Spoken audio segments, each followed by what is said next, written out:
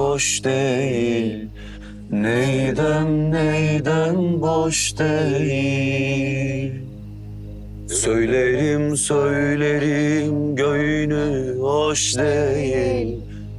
Dağlar kışımış, yolcum üşümüş, nasıl eğlenmem? Bir güzeli bir çirkine vermişler. Neyden vermişler? Baş yastığı kendisine eş değil. Dağlar kışımış, yolcum üşümüş, nasıl edem ben? Baş yastığı kendisine eş değil.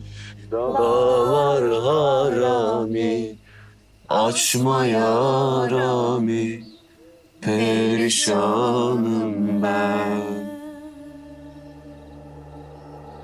Baş yastığı kendisine eş değil. Dağlar kışımış, yolcum üşümüş, nasıl edem ben? Baş yastığı kendisine eş değil. Dağlar harami, açma ya